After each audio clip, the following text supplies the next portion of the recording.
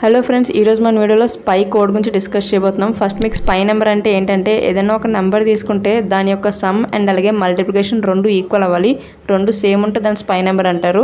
So మీరు already code చూసారు కదా. ఇప్పుడు నేను ఇంటర్నల్ ప్రాసెస్ చెప్తున్నాను లాజిక్ యూజ్ చేసి. n నాట్ ఈక్వల్ టు 0 అవ్వాలి ఫస్ట్ మన కండిషన్. n మనం ఇనిషియల్గా 123 తీసుకున్నాం కదా, ఆ 123 నాట్ ఈక్వల్ టు 0 అయితే నెక్స్ట్ స్టేట్మెంట్కి వెళ్తుంది. R equal to n module of 10. మీరు ఎప్పుడైనా గుర్తుపెట్టుకోండి, మాడ్యుల్ వస్తే మనకి ఇప్పుడు కూడా రిజల్టెంట్ అనేది రిమైండర్ అనమాట. రిమైండర్ని చెక్ చేయాలి. సో 123 మాడ్యుల్ ఆఫ్ 10 అంటే మనకి 3. అండ్ అలాగే next sum equal to sum plus r అంటే 0 + 3 మనకి 3 వచ్చింది. Multiplication equal to multiplication into r అంటే మనకి 1 × 3. ఎందుకంటే మనం పైన చూస్తే ఇనీషియల్గా సమ్ ఈక్వల్ టు 0 మల్ ఈక్వల్ టు 1 అని తీసుకున్నాం.